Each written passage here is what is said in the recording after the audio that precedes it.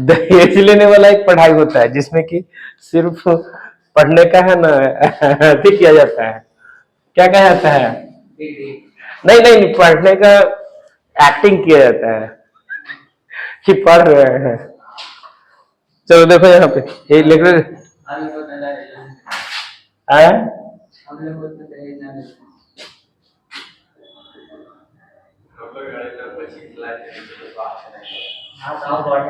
Electric field line, heading डालो electric field line, heading डालिए।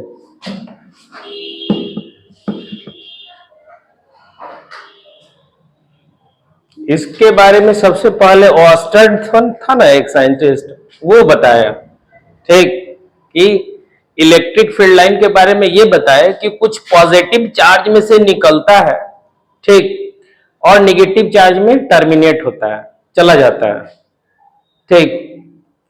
तो उस जो निकल रहा है, जो दिख नहीं रहा है लेकिन उसका इफेक्ट दिख रहा है, जैसे एयर तुमको दिखता है, उसका इफेक्ट दिखता है। लाइट तुमको दिखता है लेकिन उसका इफेक्ट दिखता है।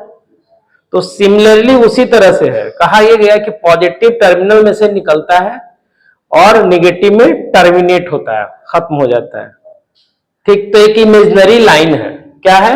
इमेजिनरी लाइन है जो पॉजिटिव टर्मिनल में से निकल रहा है और निगेटिव में क्या हो रहा है?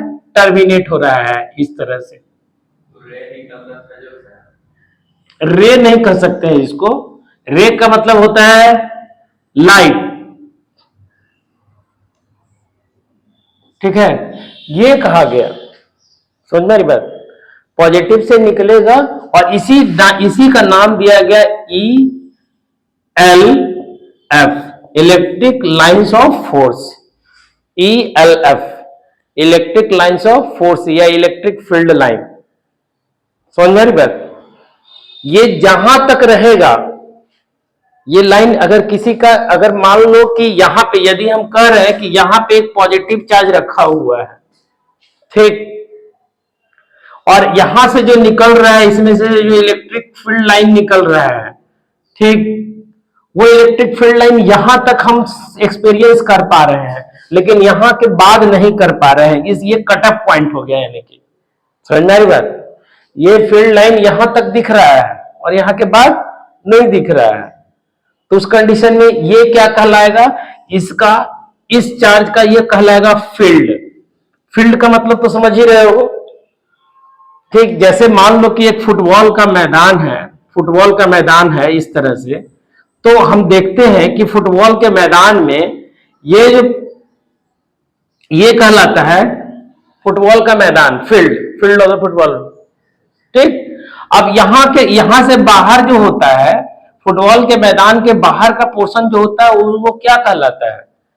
वो दर्शक दीर्घा कहा जाता है ना जी, पवेलियन ना कहा जाता है। जैसे क्रिकेट में मैदान में लेते हैं तो क्रिकेट के मैदान के बाहर जब बॉल चला जाता है तो क्या कहते हैं? बाउंड्री लाइन से बाहर चला गया है। और क्रिकेट के मैदान के बाहर जो बैठा रहता है तो उसको नहीं ना कहेंगे कि उसको पवेलियन कहा जाता है ना, कि पवेलियन है ये। समझ में आ रही बात? तो याद रखोगे कि जहां तक बॉल जाता है वो उसका क्या कहलाता है? क्रिकेट का फील्ड। फुटबॉल के मैदान में भी उसी तरह जहां तक फुटबॉल जाता है वो उसका क्या कहलाएगा? फील्ड, ठीक है। सिमिलरली इसका भी यही कहा गया कि जहां तक इलेक्ट्रिक लाइंस इसका जाएगा वो इसका क्या कहलाएगा? फील्ड। जहां तक इलेक्ट्रिक लाइंस इस चार्ज का जाएगा, जहां तक एक्सपीरियंस करेगा, वो क्या कहलाएगा? उसका, इस चार्ज का फील्ड ठीक। तो उस पर हम बाद में आते हैं, पहले हम बताते हैं कि ये बेसिक इलेक्ट्रिक फील्ड लाइंस है क्या और ये कैसे करते हैं। इलेक्ट्रिक फील्ड लाइंस के बारे में चलो लिखना शुरू करो। तो इलेक्ट्रिक फील्ड लाइंस के बारे में बोला गया, इलेक्ट्रिक फील्ड लाइंस लिखोगे, it is an imaginary line, it is an imaginary line, imaginary line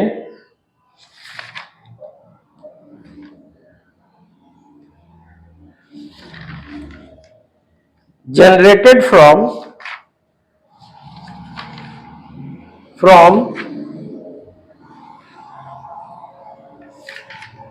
positively charged body and and terminate into and terminate into negative charge body, terminate into negative charge body. ठीक है, देखिएगा, it is discovered by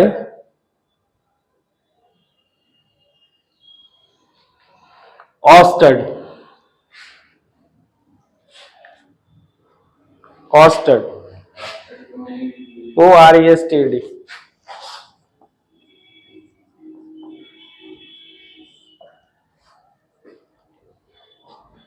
ऑस्टड।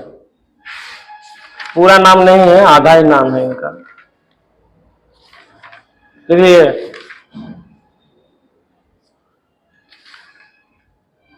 ये वाला figure बना लीजिए, figure बना लीजिए, figure बना लीजिए।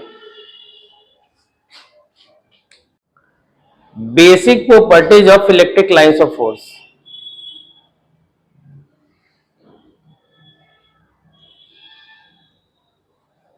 एक इमेजिनरी लाइन है जिसके बारे में बता दिया। अब इसका कुछ बेसिक प्रॉपर्टी ले लेते हैं। तो फर्स्ट देखो, फर्स्ट में कहा गया इलेक्ट्रिक फील्ड लाइन या electric lines of force, electric field line EFL, electric field line.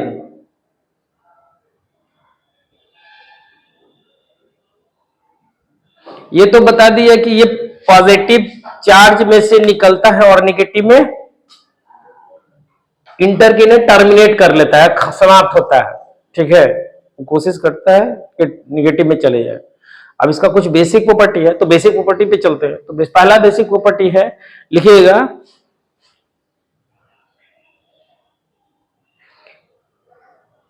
It is always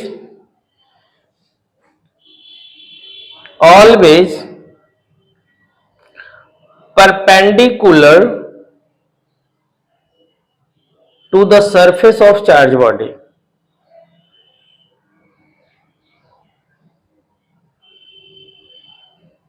मतलब कि अगर perpendicular to the surface of charge body, clear है।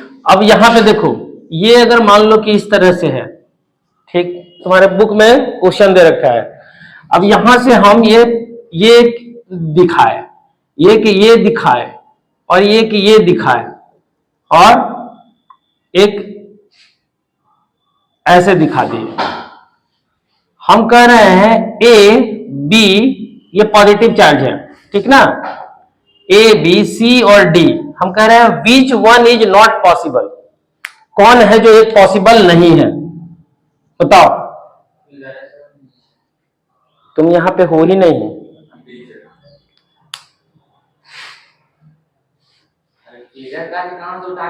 वो छोड़ो ना, किताब को गोली मारो ना। अभी जब हम पढ़ा रहे हैं तो भी यहां देखो ना, कंसंट्रेट करो। जब वो पढ़ करके वो जो एनसीईआरटी पढ़कर समझ लेता तो बच्चा IAS कर जाता। एनसीईआरटी सिलेबस है, उसको आप पढ़ करके समझ नहीं सकते हैं, समझे। आप यहां देखिए ना, पॉजिटिव चार्ज, क्वेश्चन देखो, क्वेश्चन ये है, कहीं दिया हुआ है नहीं है, क्वेश्चन देखो जाकर, क्वेश्चन देखो, क्वेश्चन वहीं पे है।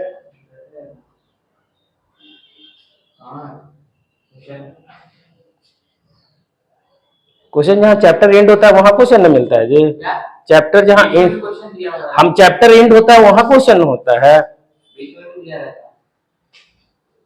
चैप्टर जहां एंड होता है वहां क्वेश्चन दिया हुआ रहेगा।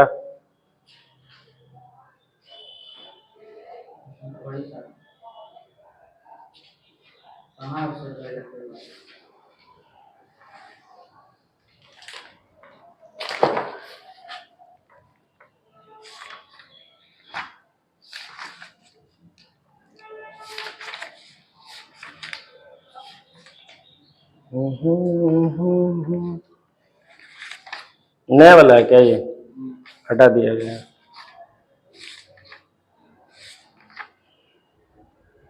क्वेश्चन हटा दिया गया लगता है।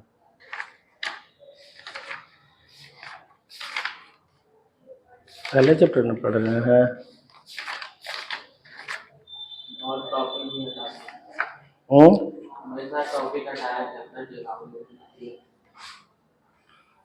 बिहार बोर्ड बोला नहीं है कि हम हटाए हैं, एनसीईआरटी को फॉलो करता है, वहाँ एनसीईआरटी हटा करके छाप दिया है। बिहार बोर्ड वाला लड़का लोग करेगा क्या? बिहार बोर्ड सही है, सीबीएसई बोर्ड सही है। पढ़ाई के ख्याल से, कुछ करने के ख्याल से सीबीएसई बोर्ड सही है। सीबीएसई का क्वेश्चन ज्यादा अच्छा है ना, क्वेश्चन का पैटर्न से अच्छा, बच्चा को पढ़वाता है, पढ़ने पे मजबूर कर देता है। आई है जब 80 को क्वेश्चन दिया है, 40 को बनाना है, ऐसा थोड़ी दिया जाता है यार। वो 5 चैप्टर क्लियर करके जाएगा तो पूरा बना के आएगा, नहीं आएगा, नहीं दिया, हटा दिया। लेकिन देख लीजिए आप, देखिए यहाँ पे, ये देखिएगा, इसमें हम बोल रहे हैं, पहला प्रॉपर्टीज में बताया गया कि पॉजिटिव टर्मिनल से पॉजिटिव चार्ज जो के सरफेस से या निगेटिव चार्ज के सरफेस पे इलेक्ट्रिक फील्ड लाइन हमेशा क्या रहेगा? परपेंडिकुलर। क्वेश्चन तुम्हारे है which one of them is not possible, इसमें पॉसिबल नहीं है। कौन पॉसिबल नहीं होगा? ठीक, तो इसमें देखो तो बी है जो देख रहे हो 90 डिग्री नहीं ना है, तो ये पॉसिबल नहीं है, बाकी सब क्या है? पॉसिबल होगा। सेम वे में यहां पे ये रहेगा इस तरह से,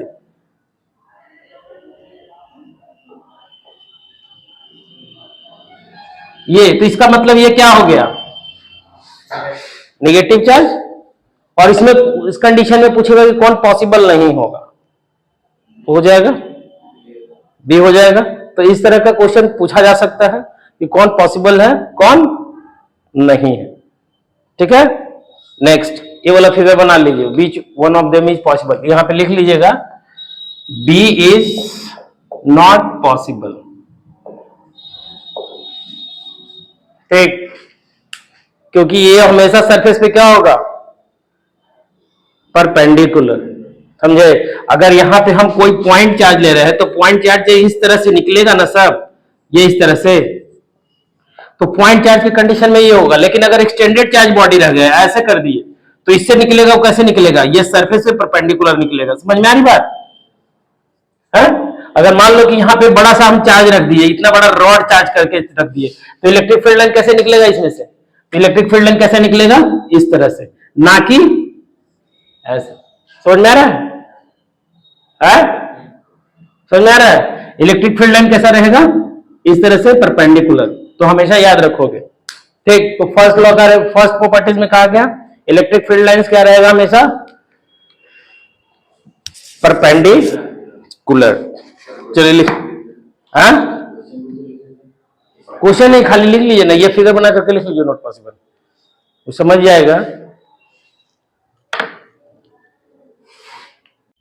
देखो दूसरे में कहा गया कि number of electric lines of force जो होता है वो डायरेक्टली प्रोपोर्शनल होगा मैग्नीट्यूड ऑफ द चार्ज के। समझ में आ रही बात? ये समझ में आया है? कहा यह गया कि मैग्नेटिक लाइंस ऑफ फोर्स जो है, जो नंबर ऑफ लाइंस जो है डायरेक्टली प्रोपोर्शनल किसके होगा? दूसरा में कहा गया, सेकंड में क्या गया? कहा गया कि मैग्नेटिक लाइंस ऑफ फोर्स लिख लोगे M F L, magnetic force line, magnetic sorry electric field lines is sorry number of, लिख लो electric field lines are directly proportional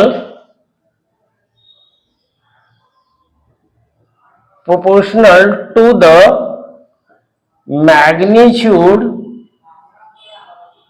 of electric charge. इसका मतलब यहां पे ले लेते हैं number of electric lines directly proportional magnitude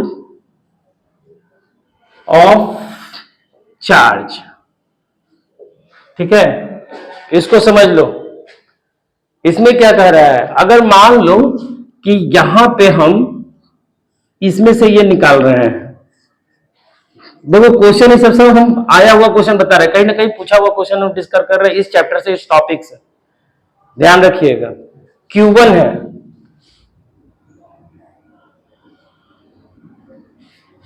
ये Q2 है,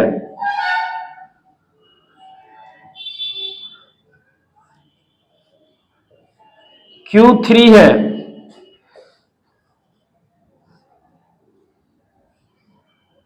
Q4 है। ठीक, हम उसमें इसमें पूछ रहे हैं इसमें कि कौन सबसे बड़ा चार्ज है, कौन सबसे छोटा चार्ज है। तो Q3 कैसे निकाले, number of lines, number of electric lines किसका सबसे ज्यादा तक हाँ निकल रहा है या इसमें निगेटिव रहता तो उस कंडीशन में जा रहा होता। तो इसमें सबसे बड़ा कौन हो गया, Q3।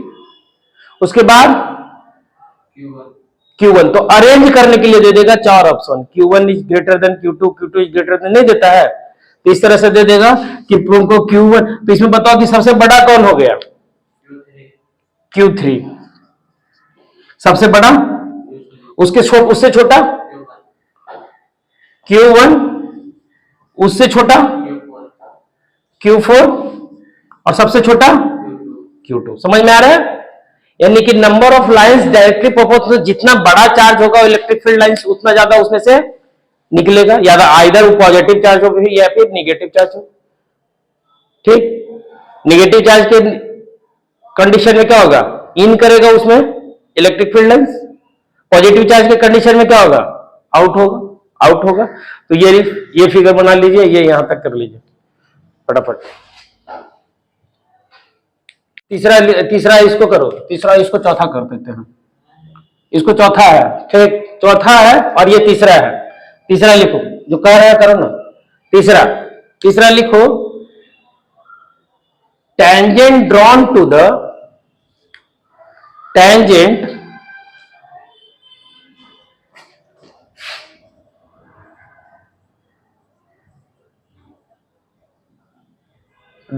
The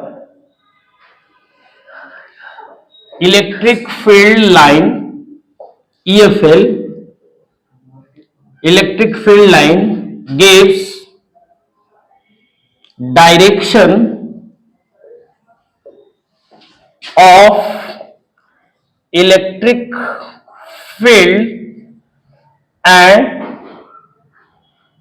force at that point। ठीक है, यहां पे इसको समझ लेते हैं। Tangent drawn to the electric field lines gives direction of electric field and force at that point। ठीक, यहां पे देख लो, अगर ये है मेरे पास एक पॉजिटिव चार्ज है, इस तरह से ये इलेक्ट्रिक फील्ड लाइंस होगा, है ना। अब हम पहले लिख लीजिए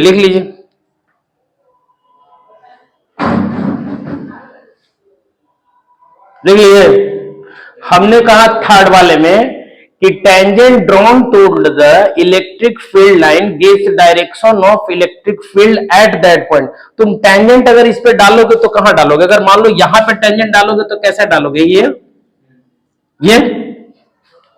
डालोगे, यहां पे टेंजेंट डालोगे इस पॉइंट पे तो कैसा डालोगे, ये होगा कि नहीं। तो इस पॉइंट P पे और इस पॉइंट Q पे डायरेक्शन क्या है, मेरा डिफरेंट है। तो इस पॉइंट पे इलेक्ट्रिक फील्ड का डायरेक्शन ये हो गया, इस पॉइंट पे इलेक्ट्रिक फील्ड का डायरेक्शन क्या हो गया, ये।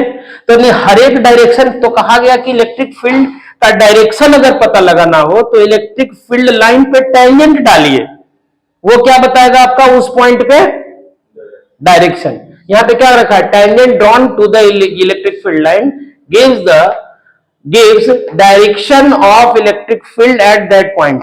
इलेक्ट्रिक फील्ड एंड फोर्स किस कंडीशन में, अब यहां पे एक पॉजिटिव चार्ज रख दोगे तो उसमें फोर्स किधर क्यों लगेगा, इधर क्यों, उसी क्रॉस कर रहा है ना दूसरा, हम टेंजेंट ड्रॉ किए हैं, ये टेंजेंट है। टेंजेंट का मतलब क्या होता है, मतलब कि उसका बॉडी से अटैच है। हाँ तो फिर सर्कल एगो लेते थे तो सर्कल पे हम टेंजेंट डालते थे तो ये टेंजेंट होता था स्पर्श करते हुए जाओ। हम ये कहां बोल रहे हैं कि ये इलेक्ट्रिक फील्ड लाइन है, बोले एक बार भी, तो कैसे कह रहे हो कि क्रॉस कर रहा है। हम कह रहे हैं कि टेंजेंट ये अगर ये आपके पास है, ये इलेक्ट्रिक फील्ड लाइंस के रूप में ये है, ये ई इलेक्ट्रिक फील्ड लाइंस ये वाला है ये, और इस पे अब टेंजेंट डालें इस पॉइंट पे तो डायरेक्शन ये हो गया। ये क्या बता रहा है, ये बता रहा है इस पॉइंट पे direction of electric field eight P, समझ में आ रहा है। और यहां पे क्या बताएगा, direction of electric field eight Q, समझ में आ रहा है, ये बोल रहा है। चलिए उतार लीजिए। अब देखो फोर्थ नंबर में क्या है, हटा देते हैं इसको, ठीक। अब फोर्थ नंबर में क्या कहा गया कि two electric field lines never cross to each other, ठीक, एक दूसरे को कभी क्रॉस नहीं करेगा। अगर हम कहें does two cross then what happened, अगर वो करता है, अगर क्रॉस को कर ले तो क्या होगा। देखो तो यहां पे हम चलते हैं कि इलेक्ट्रिक फील्ड लाइंस है मेरे पास, तुम अपना कंसंट्रेशन इधर उधर कर रहे हो, बाद में देख लेना ना, बाद में घर जाकर के तुम्हारा ही ना किताब है, बाद में देख लेना, क्या दिक्कत है, मेरे वर्ड्स पे ध्यान दो ना। अब हम क्या कर रहे हैं, electric lines never cross to each other, एक दूसरे को कभी क्रॉस नहीं करता है। इसका मतलब क्या होगा कि टेंजेंशियली टच करेगा, क्रॉस नहीं करेगा। तो अगर हम कह रहे हैं कि ये इलेक्ट्रिक फील्ड लाइंस है ये, और एक दूसरा इलेक्ट्रिक फील्ड लाइंस यहां से, ये पॉजिटिव था, यहां से निकला एक पॉजिटिव चार्ज से, तो यहां से निकला वो ऐसे करके ऐसे यहां से टच करता हुआ इस तरह से जा सकता है। लेकिन कभी भी दो इलेक्ट्रिक फील्ड लाइंस यहां से ऐसे जा रहा है, ठीक है, और दूसरा यहां से निकला, ये पॉजिटिव चार्ज है, कोई पॉजिटिव चार्ज रहा होगा, अब यहां से कोई दूसरा निकला, वो ये इस तरह से क्रॉस नहीं कर सकता है, ये क्रॉस नहीं कर सकता है, ठीक। ये भी ईएफएल है और ये भी ईएफएल है, ठीक, यहां पे भी ये भी ईएफएल है और ये भी ईएफएल है। अब एक दूसरे को क्रॉस नहीं करेगा, तो अगर क्रॉस करता है तो क्या होगा, अगर मान लो क्रॉस कर ले तो उस कंडीशन में क्या होगा, तो देख लेते हैं।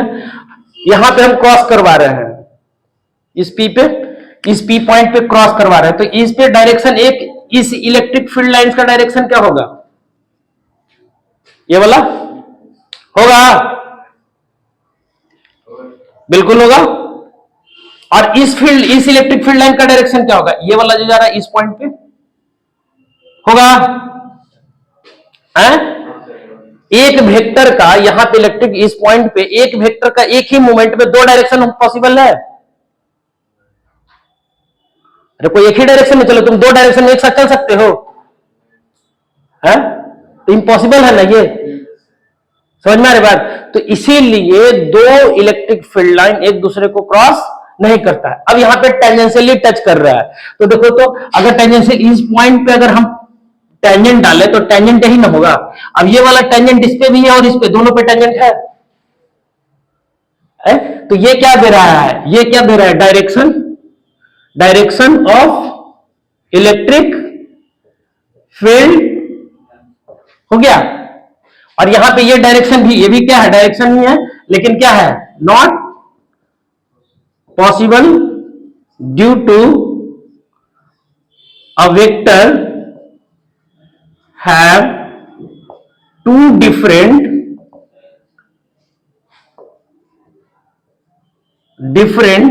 Direction at a point, not possible. समझ में आ रही बात? एक पॉइंट पे एक वेक्टर का दो डायरेक्शन नहीं हो सकता, एक ही डायरेक्शन होगा। लेकिन यहां पे दिख रहा है अगर अगर क्रॉस करता है तो, अगर क्रॉस करता है तो उस कंडीशन में यहां पे ये स्थिति उत्पन्न हो रही है, ठीक? तो ये पॉसिबल नहीं होगा। दोनों फिगर बना लीजिए, बना करके लिख लीजिए। यहां पे क्वेश्चन तुम लोगों से पूछा जाता है, why two electric field line never cross to each other. Question पूछा जाता है कि व्हाई दो इलेक्ट्रिक फील्ड लाइंस जो है एक दूसरे को क्रॉस नहीं करेगा, तो क्यों नहीं करेगा, ठीक?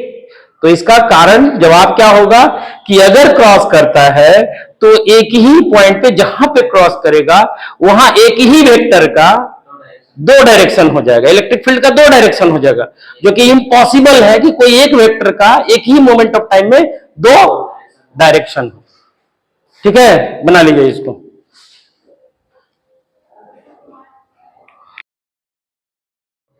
चलो ठीक है, नेक्स्ट लिख लोगे अगला।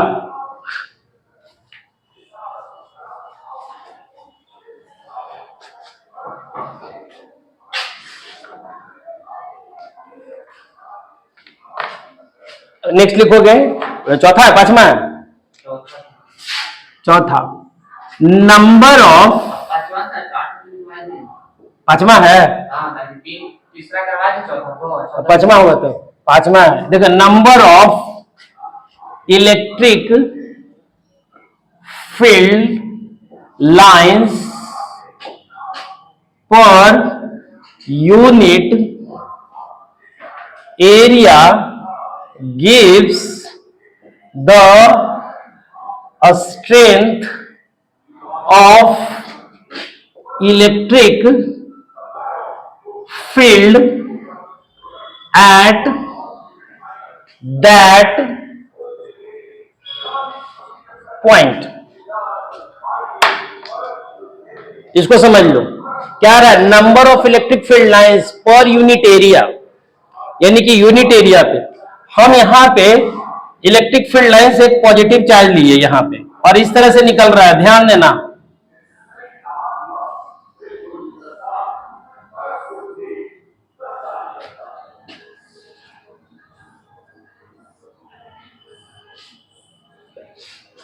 ठीक है,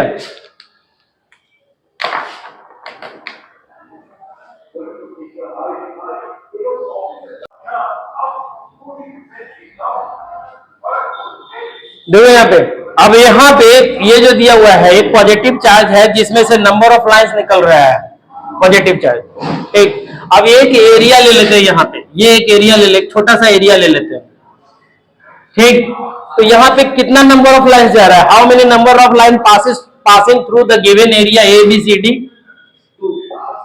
देयर इज 2, ठीक? इस एरिया को हम कैरी कर करके यहां लेके चले आए, इसी एरिया को कैरी कर करके यहां लेके चले आए, ठीक? A B C D. अब इस एरिया से कितना लाइन पास कर रहा है? 5। अरे अब बताओ कि हम यहां पे इस पॉइंट पे ये जो पॉइंट है, इस पॉइंट पे और इस पॉइंट पे, दोनों में इलेक्ट्रिक फील्ड का वैल्यू ज्यादा कहां होगा? इलेक्ट्रिक फील्ड का वैल्यू ज्यादा कहां होगा अकॉर्डिंग टू ये, कि यूनिट एरिया में, पर यूनिट एरिया में कितना जा रहा है? तो यहां अगर एरिया को मान ले रहे हो आप ए, ये एरिया कितना है? ए, ठीक?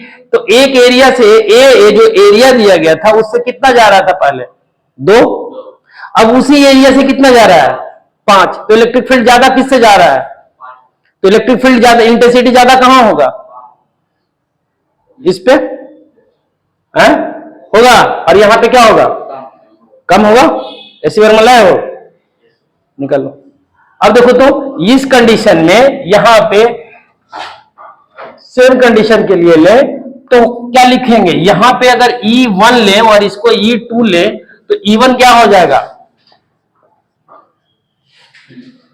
तो ये जो ऊपर स्टेटमेंट लिखे हैं उसके अनुसार लिखे, यहां पे इलेक्ट्रिक फील्ड लाइन बराबर, इलेक्ट्रिक फील्ड बराबर हम लिखे directly proportional number of lines बटा में क्या लिखे हम? एरिया है, और ये किसके डायरेक्टली प्रोपोर्शनल होगा? इलेक्ट्रिक फील्ड इंटेंसिटी के क्या लिखे हैं इलेक्ट्रिक फील्ड के, इलेक्ट्रिक फील्ड लाइंस पॉइंट या गिव द स्ट्रेंथ, ये दिख रहा है स्ट्रेंथ,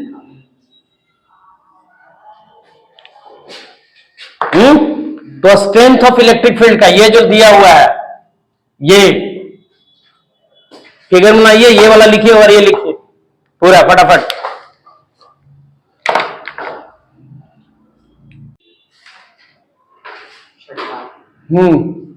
छठा लिखिएगा।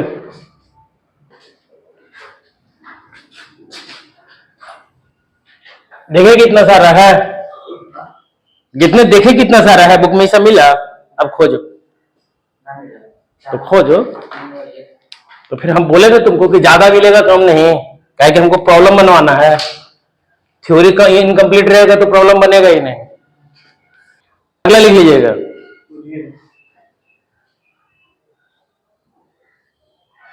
Electric field lines,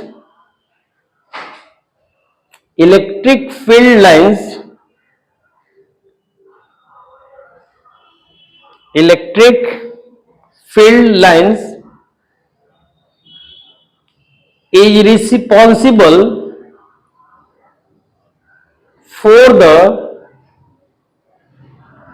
attraction or repulsion of two charges, or repulsion of two charges.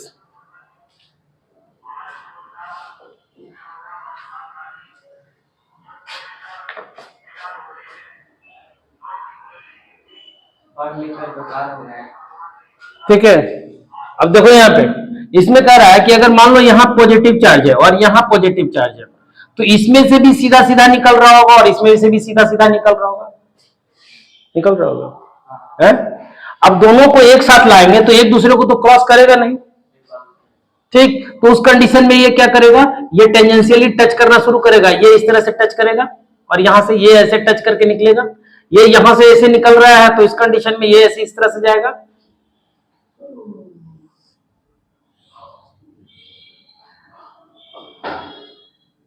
जाएगा है? अब इसको तुम और नजदीक लाओगे तो और जितना जो इसमें से जो और भी जो चार्ज निकल रहा है वो भी इसी तरह से जाएगा टच करता हुआ, जैसे कि दिखाया गया है आपके बुक में भी दिखाया हुआ होगा है? तो ये एक दूसरे को टेंजेंशियली टच करता है, ठीक। अब जैसे ही नजदीक लाएंगे तो उस कंडीशन में ये और ज्यादा टच करेगा, और ज्यादा एक दूसरे के नजदीक आ जाएगा, जैसे इस तरह से ये है टेंजेंशियली टच कर रहा है, हम और नजदीक लाएंगे तो और ज्यादा ये टच होगा, ठीक, लेकिन जैसे ही छोड़ेंगे तो क्या आएगा, दूर भागेगा, ठीक। सेम कंडीशन अगर एक मान लो कि पॉजिटिव चार्ज हो और एक निगेटिव चार्ज हो, सेम चार्ज तो जाकर के शर्ट के तरह रिपेल का नहीं कर रहा, रिपेल कर रहा है, तो यहाँ पे शर्ट कहाँ, हम जबरदस्ती ला रहे हैं तब ना, हम क्या कर रहे हैं, ये पॉजिटिव चार्ज ये पॉजिटिव चार्ज है, ठीक, हम एक दूसरे के नजदीक लाए तो इलेक्ट्रिक लाइंस ऑफ फोर्स एक दूसरे को क्रॉस कर नहीं रहा था, तो उस कंडीशन में क्या हो गया, एक दूसरे को टच करता हुआ जाने लगा, हम उसको और लाएंगे तो और ज्यादा टच करेगा, लेकिन जैसे ही छोड़ेंगे वैसे ही क्या करेगा, वो दूर भागेगा क्योंकि एक दूसरे को क्रॉस नहीं करता। लेकिन यहां पे रिपल्सिव नेचर का इलेक्ट्रिक लाइंस ऑफ फोर्स एक थ्योरी में ये एग्जिस्ट। अब यहां पे ले रहे हैं पॉजिटिव चार्ज, यहां पे नेगेटिव चार्ज। अब ये इसमें से जो निकल रहा है इलेक्ट्रिक लाइंस ऑफ फोर्स, और इसमें जो है ये चाहेगा कि अपना सारा का सारा इसी में टर्मिनेट कर दे। इसकी टेंडेंसी क्या है कि हमसे इसमें से जो निकलेगा उसमें क्या होगा, टर्मिनेट होगा, इसमें से कुछ निकलता नहीं है, ठीक। अब ये चाहेगा तो उस कंडीशन में स्टार फिश की तरह इसको क्या करेगा, जबरदस्ती पकड़ के अपने नजदीक लाना चाहेगा। ये चाहेगा ना कि मेरे में से जो भी निकल रहा है वो सब अपने बगल वाले में हम क्या कर ले, टर्मिनेट कर ले। तो उस कंडीशन में इसको खींचना चाहेगा, नजदीक लाना चाहेगा। समझ में आ रही बात? यानी कि रिस्पॉन्सिबल कौन हो रहा है अट्रैक्शन के लिए और रिपल्शन के लिए, रिस्पॉन्सिबल कौन हो गया, इलेक्ट्रिक फील्ड लाइंस हो गया ना रिस्पॉन्सिबल। अगर वो नहीं रहता, अगर किसी कारण से इसको हम रोक दें तो इस पे कोई फोर्स लगेगा, इस पे कोई रिपल्शन नहीं लगेगा या अट्रैक्शन नहीं लगेगा। और यही रोकने के लिए हम लोग क्या करते हैं, बीच में मीडियम को पुट का मीडियम में कुछ मीडियम डाल देते हैं तो क्या होता है, फोर्स कम जाता है, फोर्स कम जाता है। इसी मीडियम का ही नाम दिए थे ना परमिटिविटी, याद है? एब्सोल्यूट परमिटिविटी एयर के लिए था, अदर मटेरियल की रिलेटिव परमिटिविटी जिसका कि नाम दिए थे डाइलेक्ट्रिक कांस्टेंट, दिए थे।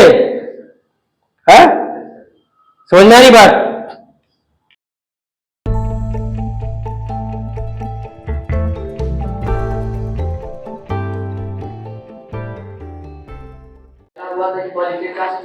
देखो इसमें से पहला बता दिए कि पॉजिटिव से निकलता है निगेटिव में टर्मिनेट है। एक इमेजिनरी लाइन है, ऑस्टेड ने कहा एक इमेजिनरी लाइन है जो पॉजिटिव चार्ज से निकलता है और निगेटिव में टर्मिनेट होता है।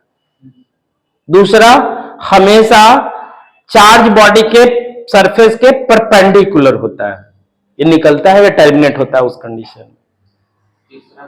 तीसरा कि हमेशा इलेक्ट्रिक फील्ड यानी कि इलेक्ट्रिक फील्ड लाइंस पे जो टेंजेंट डालेंगे, वो टेंजेंट जो होगा वो डायरेक्शन बताएगा इलेक्ट्रिक फील्ड का। बताए कि इलेक्ट्रिक फील्ड का अगर डायरेक्शन निकालना हो, इलेक्ट्रिक फोर्स का डायरेक्शन, तो उस पॉइंट पे टेंजेंट डालेंगे तो वो बता देगा डायरेक्शन इलेक्ट्रिक फील्ड का। चौथा बताया गया कि दो इलेक्ट्रिक फील्ड लाइंस एक दूसरे को कभी क्रॉस नहीं करेगा।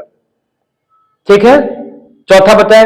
पांचवा बताया गया कि number of lines per unit area जो होगा वो क्या बताएगा, उस पॉइंट पे इलेक्ट्रिक फील्ड का स्ट्रेंथ, मजबूत कितना है। हाँ, डेंसिटी यानी कि line density, electric field line density, एक तरह का डेंसिटी हुआ ना कि एक उस दिए गए एरिया से कितना इलेक्ट्रिक फील्ड लाइंस गुजर रहा है, पास कर रहा है। तो ये इलेक्ट्रिक फील्ड स्ट्रेंथ बताएगा, मजबूती बताएगा कि इलेक्ट्रिक फील्ड कितना मजबूत है। ठीक। छठा कि number of lines per unit, number of lines directly proportional होता है किसके, चार्ज के। अगर चार्ज बड़ा है तो लाइन भी क्या होगा, बड़ा होगा, ज्यादा होगा, ये बताया। और फिर अंत में बता दिया कि भैया सब चीज के लिए रिस्पॉन्सिबल क्या है, रिपल्सन और अट्रैक्शन दोनों के लिए रिस्पॉन्सिबल कौन हो गया, इलेक्ट्रिक फील्ड लाइन। समझ में आया? ये बेसिक है, इससे इसका यूज हर जगह होने वाला है, फ्लक्स में यूज होने वाला है।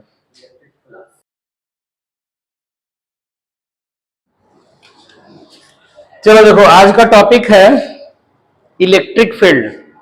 कल के क्लास में हम क्या बताए थे, इलेक्ट्रिक फील्ड लाइन या इलेक्ट्रिक फोर्स ऑफ लाइन कहां से निकलता था भैया, पॉजिटिव से निकलता था, और कहां टर्मिनेट होता था, निगेटिव में टर्मिनेट हो जाता था। ठीक है, इसके प्रॉपर्टीज में एक और प्रॉपर्टीज है जो लिख लो, it is not cyclic in nature, it is not cyclic in nature. Last वाला प्रॉपर्टीज है इसका, लिख लीजिएगा। इलेक्ट्रिक फील्ड लाइंस का है ना, साइक्लिक क्या लिख लोगे, it is not cyclic in nature. Cyclic nature का मतलब है ना कि ये जो है ना पॉजिटिव से निकला निगेटिव में गया, तो ऐसा नहीं है कि निगेटिव से ये इसमें जाएगा, ये नहीं होगा। समझे? जैसे मैग्नेटिक फील्ड लाइन में लोग मैग्नेटिक फील्ड, जब मैग्नेटिज्म पढ़ाएंगे तो वहां पे हम बताएंगे कि मैग्नेटिक में क्या होता है कि तो मैग्नेट की कंडीशन में अगर यहाँ पे अगर ये है हमारे पास नॉर्थ पोल और यहाँ पे अगर साउथ पोल है, तो यहां से नॉर्थ से निकलता है, साउथ में जाता है बाहर, और अंदर में क्या होता है, north to south to north रहता है। समझे? चाहे एक वायर के थ्रू, तो आप लोग 10th में पढ़े होंगे कि इलेक्ट्रिक फील्ड लाइंस जनरेट होता था, ऐसे जनरेट होता है। तो ये साइक्लिक नेचर का है, जबकि ये क्या है, साइक्लिक नेचर का नहीं है, क्योंकि इसमें पॉजिटिव चार्ज में से ये जाएगा लेकिन निगेटिव चार्ज से ये नहीं निकलेगा। ठीक है, तो इसीलिए कहा गया it is not cyclic in nature, cyclic nature का ये नहीं है। क्लियर है? ठीक। तो ये